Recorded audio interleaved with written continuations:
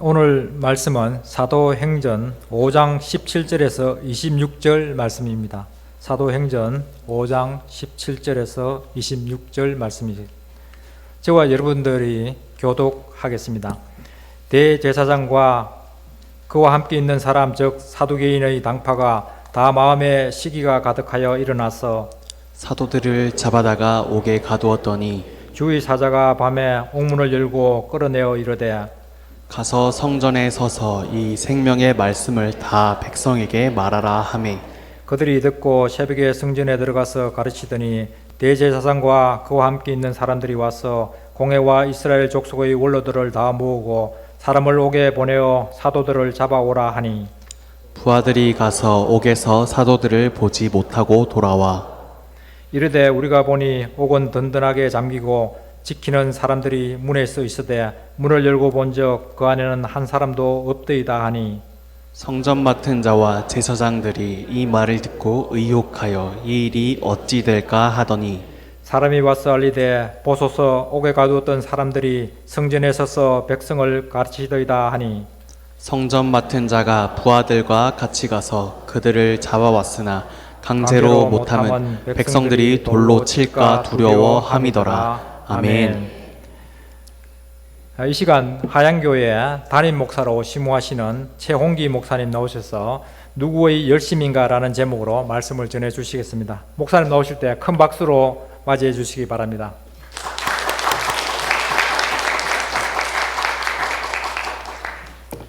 네, 반갑습니다. 저는 침산제일교회가 두 번째입니다. 그 전에 제가 부목사로 있을 때에 우리 목사님 인터뷰하기 위해서 또 침산제일교회가 어떤 교회인지 다른 지역사에 좀 소개하기 위해서 제가 왔다가 우리 목사님의 인품, 또 우리 사모님의 모습, 또 인터뷰하셨던 우리 집사님들의 모습을 보면서 너무 좋은 교회구나. 내가 여기 있으면 이 교회 다닐 텐데 이런 생각을 할 정도로 너무 감명 깊게 제가 교회를 둘러보고 탐방하고 갔었습니다.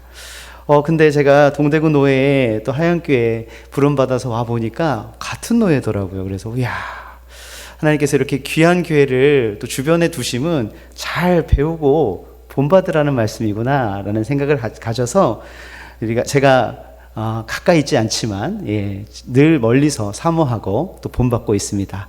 늘 하나님께서 침산제일교회와 또 하양교회가 동역관계 가운데에 풍성한 은혜와 열매를 맺어가도록 이끌어 가실 줄 믿습니다. 아멘. 누구의 열심인가? 라는 제목으로 함께 말씀을 나누겠습니다. 성령이 충만한 초대교회에는요, 교회 안에서뿐 아니라 교회 바깥에서도 많은 표적과 기사가 나타났습니다. 많은 사람들은 교회의 기적과 기사가 나타나는 것을 보고 일종의 경외심을 가졌습니다. 이 와중에 사도들과 초대 교회 성도들을 시기하는 사람들이 일어났는데요.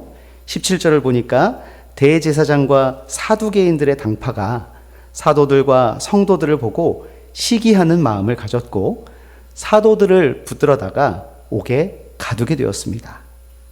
그리고 하나님께서 그 옥에 갇힌 대제사장과 사두개인에 의해서 옥에 갇힌 우리 사도들을 끄집어 내주시는데 이 기록을 하나님께서 왜 사도행전 가운데 두셨을까? 오늘 본문을 천천히 읽어 내려가면서 우리가 함께 살펴보고 또 하나님 주신 은혜를 받아 누리는 귀한 시간 되기를 축복합니다. 첫 번째 키워드를 제시하자면 인간적인 열심에 대해서 오늘 본문은 교훈합니다. 17절 말씀 화면에 준비됐을 텐데 같이 한번 읽어볼까요? 시작. 대제사장과 그와 함께 있는 사람 즉 사두개인의 당파가 다 마음의 시기가 가득하여 일어나서. 아멘. 여기서 나오는 이 시기하다라는 단어에 대해서 잠시 말씀드리면요, 이 시기하다라는 원어는 젤로라는 단어인데 보통 두 가지로 해석이 됩니다. 먼저는 열정적이란 뜻이에요. 열정적이란 뜻. 어떤 일이나 대상을 향해서 열정을 가진다라는 뜻이고, 영어로 하면 질이라는 단어가 있는데 이 단어가 파생되었습니다. 예수님 시대에 열심당이라는 당파가 있어요. 이름에서부터 이들이 얼마나 열정적이었는가를 알 수 있는 사람들이죠. AD 70년 유대의 독립전쟁을 선봉해서 이끌었던 아주 열정이 가득했던 사람들입니다. 이 사람들이 열심당원 젤롯입니다. 특히 이들은요, 하나님의 율법에 대하여서 아주 특심이었던 사람들이에요. 율법에 열심을 냈다는 것은 그만큼 하나님과 율법을 열렬히 사랑했다는 말이죠. 두 번째로, 그러니까 첫 번째 뜻은 열정적이라는 뜻은 곧 사랑한다, 많이 사랑한다 이런 뜻이고, 또 오늘 본문에선처럼 시기 혹은 질투라는 번역으로 많이 또 번역되어집니다. 실제로 이 단어가 영어 jealousy라는 단어가 여기서 나왔는데 이 두 가지의 의미입니다. 열정적이다, 사랑한다 라는 단어와 시기한다 라는 이 두 가지 뜻이 같이 이 한 단어에서 파생되어져 나오는데 이 두 가지의 뜻은 오묘하게 통하는 면이 있습니다. 어떤 사람에 대하여서 열정적인 사람이 시기나 질투도 합니다. 열정이 없잖아요? 시기하지 않아요. 무관심합니다. 질투하지도 않아요. 어떤 이성에게 관심을 가지는 사람을 보면 질투심을 느끼는 것이 당연한 일입니다. 그 이성에게 좋은 감정을 가진 다른 사람을 보잖아요.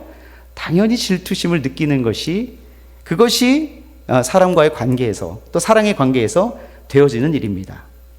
여호수아 24장을 보니까 하나님은 질투의 하나님이시다 말씀하세요. 하나님께서 질투를 하신다. 좀채로 하나님과 질투를 연결짓기가 참 어려운데요. 이 질투하시는 하나님이란 단어를 우리는 이 표현을 우리를 향한 열정이 있으시고 사랑이 있으시다. 이렇게 우리는 표현할 수 있을 것입니다. 하나님은 전능하시고 부족함이 없으신 분이시지만 피조물에 불과한 인간을 향해 열정을 가지시고 사랑을 가지신 분이라는 사실이죠. 그러므로 이 젤로라는 단어, 시기하다라는 단어, 이 열정과 사랑과 이 시기라는 이 두 가지의 의미로 해석되는 것에 대해서 이 두 가지의 의미는 전혀 엉뚱한 의미가 아니구나 이렇게 생각할 수가 있어요. 대제사장과 사두개인들이 제자들을 시기했다고 했죠. 시기했다는 것은 한편으로는 무엇인가에 열정을 가지고 있었다는 말입니다. 게으르거나 나태하지 않았다는 의미입니다. 굉장히 열광적인 사람들이었음이 분명합니다. 사도행전 4장에 사도들을 공회로 불러다가 예수님의 이름을 말하지 못하도록 경고했던 것을 성경이 기록하고 있는데요. 제자들에게만 그랬던 것이 아닙니다. 이미 예수님의 공생의 사역을 보면 가시는 곳마다 쫓아다니면서 딴지를 걸고 반대를 하고 방해를 했습니다. 이게 좀처럼 열심히 하지 않으면 안 되는 일이에요. 부지런하지 않으면 불가능한 일이에요. 예수님과 제자들의 사역에 대하여 시기하여 반대한 것은 다르게 말씀드리면 하나님에 대하여 율법에 대하여 열정과 사랑이 대단했다는 뜻입니다. 본문의 대제사장과 사두개인들을 통해서 그들의 열정과 그들의 열심은 하나님을 향한 그 열정과 열심이 도리어 문제가 될 수 있음을 우리에게 가르쳐 주는 것입니다. 자신들은요, 하나님을 사랑해서 하나님에 대한 열정을 가지고 일을 했다고 생각하죠. 그런데 결국 이들이 벌이는 일은 어떤 일입니까? 사도들을 잡아다 옥에 가둡니다. 그동안 우리는요, 열정을 가지고 열심히 하면 좋은 건 줄만 알았어요. 다 되는 줄만 알았어요. 하지만 하나님의 뜻을 알지 못한 채 열심히 하는 것이 얼마나 큰 문제를 만드는가, 그것에 대해서 성경이 우리에게 경종을 울리는 것입니다. 바울이 하나님에 대하여 얼마나 열심히 있었던 사람이에요? 사도행전 22장 뒤에 보면 바울은 유대인들 앞에서 회심 전에 자신이 열정적으로 유대교를 섬겼던 사람이라고 고백합니다. 22장 3절부터 5절을 제가 읽어드립니다. 나는 유대인으로 길리기아 다소에서 났고 이 성에서 자라 가말리엘 문화에서 우리 조상들의 율법에 엄한 교훈을 받았고 오늘 너희 모든 사람처럼 하나님께 대하여 열심히 있는 자라. 내가 이 돌을 박해하여 사람을 죽이기까지 하고 남녀를 결박하여 옥에 넘겼노니 이에 대제사장과 모든 장로들이 내 증인이라. 또 내가 그들에게서 다메섹 형제들에게 가는 공문을 받아가지고 거기 있는 자들도 결박하여 예루살렘으로 끌어다가 형벌을 받게 하려고 가더니. 여러분, 대단하지 않습니까? 굉장한 열정을 가지고 있었던 바울 아니었어요? 그런데 그의 열정이 어떤 일을 벌이게 됩니까? 예수님을 믿는 사람을 박해하여 죽이고 옥에 넘기고 다메섹까지 가서 예수님을 믿는 자들을 잡기 위하여 쫓아가기까지 했다는 거예요. 이렇게 열심을 다해서 섬겼던 바울을 향해 예수님께서 뭐라 하세요? 사울아, 사울아, 내가 왜 나를 박해하느냐? 바울은 열심히 하나님을 섬긴다고 생각했죠. 그런데 오히려 자신의 그 열심이 예수님을 박해하는 일이었어요. 바울은 열정적으로 섬긴다고 생각했죠. 그런데 바울의 그 열정은 하나님 나라를 방해하는 일이었어요. 예수님을 못 박은 사람들도 유대교를 대충 믿었던 사람들 아닙니다. 열정적이었던 사람들이에요. 그들이 결국 예수님을 십자가에 못 박았어요. 마태복음 27장 18절 뭐라고 얘기합니까? 이는 그가 그들의 시기로 예수를 넘겨준 줄 알미더라. 열심히 섬기면 괜찮다고 생각하지만 무조건 열심을 내는 것만큼 위험한 것 없습니다. 교회를 열심히 섬기는 분들이라면 오늘 이 말씀 앞에 우리 자신을 세울 수 있어야 합니다. 나만큼 이 교회를 사랑하는 사람이 없어 라고 스스로 생각하시게 될 때, 나만큼 이 교회를 잘 아는 사람은 없어, 나만큼 이 교회를 열정적으로 사랑하는 사람은 없어, 이렇게 생각하게 될 때 냉정하게 우리의 존재를 말씀 위에 얹어 놓아야 하는 것이죠. 무엇보다도 나만 교회를 위하여 일하는 것 같고 다른 사람은 다 게으른 것 같고 저 장로, 저 집사, 저 권사는 우리 교회의 방해거리라는 생각이 들 때, 여러분, 확실한 신호입니다. 사인이에요. 교회를 향한 열정과 사랑이 과연 왜곡된 것은 아닌가? 주님 앞에 조용히 나와 기도하고 점검해 보아야 합니다. 나는 교회를 사랑하는데 다른 사람은 사랑하지 않는 것 같고, 나는 교회를 위해 최선을 다하는 것 같은데 다른 사람은 그렇지 않다고 생각될 때 하려던 말, 하려던 일 멈추셔야 합니다. 내가 하려던 그 말이, 내가 하려던 그 일이, 그것이 하나님의 나라를 거스르고 복음 전파에 방해가 될 수 있기 때문입니다. 예수님을 박해하는 일이 될 수도 있습니다. 대제사장과 사두개인들은 자신들이 사도들에 대하여 시기한다고 생각하지 않았을 거예요. 하나님을 사랑하는 일로 열정으로 자신들은 하나님의 충성된 종으로서 일한다고 그렇게 스스로를 평가했을 것입니다. 하나님을 반대하고 율법을 반대하는 자들에 대하여 자신들이 해야 할 합당한 대우를 한다고 생각했을 거예요. 열정적으로 교회를 섬겨 나갈 때, 열정적으로 하나님을 사랑할 때, 그때 시기와 질투에 사로잡힐 수 있다는 것이 본문이 우리에게 말씀해 주시는 거예요. 나는 정당하다고, 나는 의롭다고 생각할 때 잘 생각해 보면 시기입니다. 시기. 되돌아보면 질투인 경우가 얼마나 많은지 몰라요. 그렇다고 최선을 다하지 말라는 말씀 아니에요. 오해될까 봐 부끄럽습니다. 목사님도 안 계신데 제가 도대체 최 목사 와서 무슨 말씀을 전하고 갔길래 성도들이 이렇게 힘들어하나 그럴까 봐 좀 염려가 됩니다만, 최선을 다하지 말라는 말씀 아닙니다. 그렇게 설교 들으셨다면 말씀을 잘못 들으신 거예요. 열정적이지 말라는 말씀을 드리는 것이 아니에요. 그렇게 생각하신다면 제가 마음이 너무 아플 것 같습니다. 식사를 천천히 드셔야 합니다. 빨리 먹으면 체합니다 라고 말합니까? 아유, 그럼 저 밥 안 먹겠습니다. 이렇게 반응하는 것과 꼭 같습니다. 이거 열심히 하지 말라는 말이 아니라는 말씀을 드리는 거예요. 바라기는요, 우리의 열정과 열심이 낭비되는 것이 아니라 하나님 나라를 위하여 귀하게 쓰임받는 재료들이 되기를 소망합니다. 첫 번째, 우리가 인간적인 열심에 대하여 말씀을 통해서 우리가 상고했다면, 본문은 우리에게 하나님의 열심을 발견하게 합니다. 대제사장과 사두개인들이 사도들을 끌어다가 옥에 가두었죠. 결론적으로만 보면 사도들이 옥에 갇혀 복음 전파가 멈춘 것 같아 보입니다. 그러나 절대로 그렇지 않아요. 사람에 의해서 복음 전파가 가로막혔을 때 비로소 하나님께서 일하십니다. 19절 20절 말씀 화면에 우리 같이 한번 읽어보겠습니다. 시작. 주의 사자가 밤에 옥문을 열고 끌어내어 이르되 가서 성전에 서서 이 생명의 말씀을 다 백성에게 말하라 하매. 아멘. 19절 개역개정 우리 번역 성경에는 번역되지 않은 단어가 있어요. 헬라어 원어로 대라는 단어인데 번역하면 그러나, 그런데 이런 역접 접속사가 생략되어 있습니다. 그런데 라는 말은요, 상황이 종료되지 않았다는 거예요. 그런데는 사도들이 옥에 갇히는 것으로 복음 전파의 역사가 끝나지 않았다는 거예요.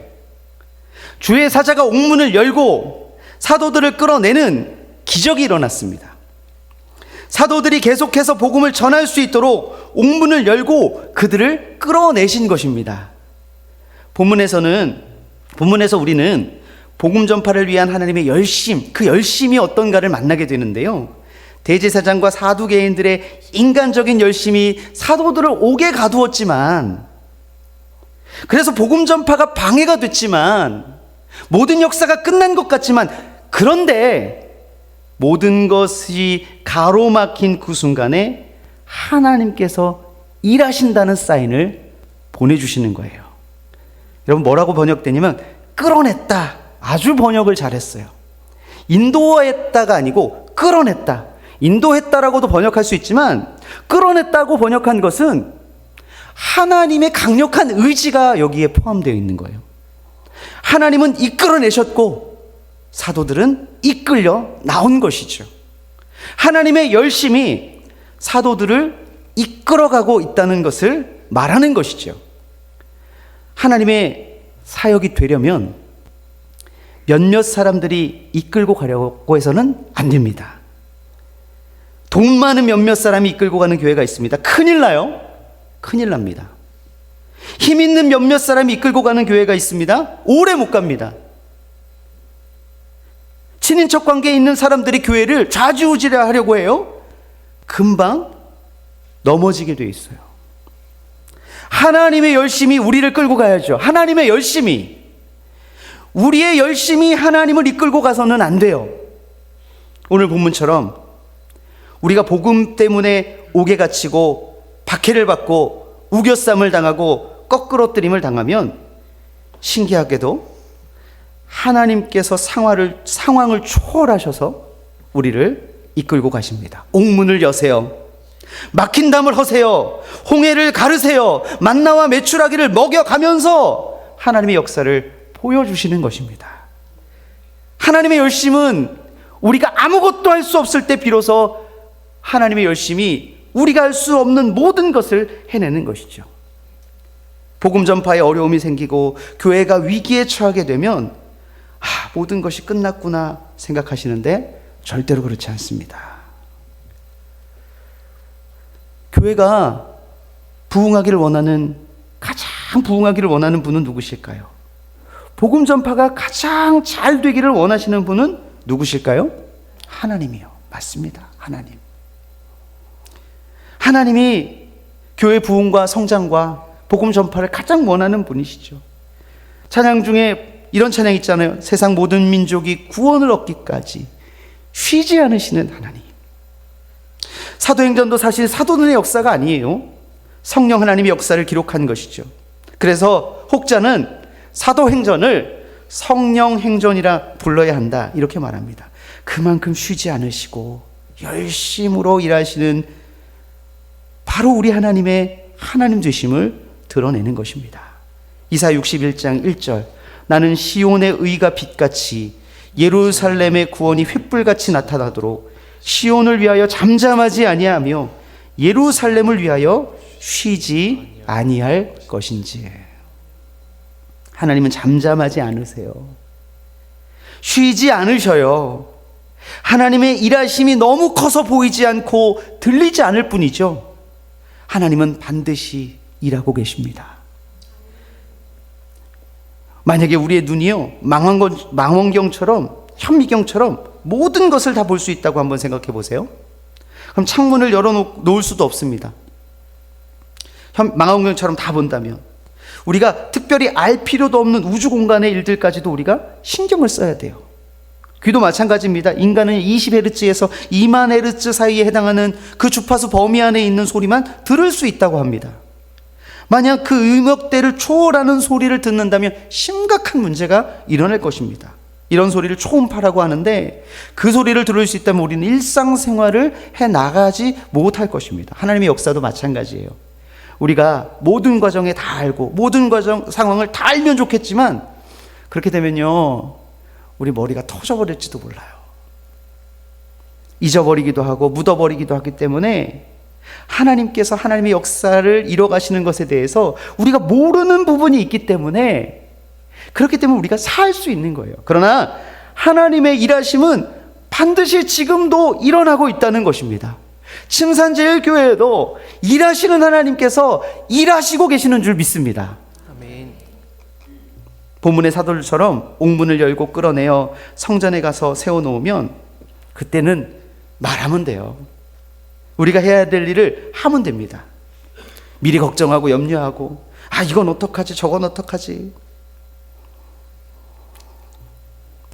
우리가 옥에 갇힌 것처럼 꼼짝없이 아무것도 할 수 없게 될 때 하나님의 일하심은 우리의 움직이지 않고 고요하고 잠잠한 시간을 통해서 하나님의 일하심이 드러나게 될 줄 믿습니다. 제가 보니까 성전 건축을 하는 과정 중에 계신 것 같아요. 마찬가지예요. 하나님께서 일하실 겁니다. 하나님께서 일하실 거예요. 하나님께서 사자들을 통하여서 옥문을 어떻게 할 것인지, 간수들을 어떻게 처리해야 될 것인지 일일이 하나님께서 미리 말씀하지 않았어요. 그냥 하나님 하셨어요. 그리고 사도들은 그 하나님의 일하심을 그냥 따라갔어요. 끌리고 가면 끌려갔습니다. 말하라고 하면 말하고 잠잠하라 하시면 잠잠하면 됩니다.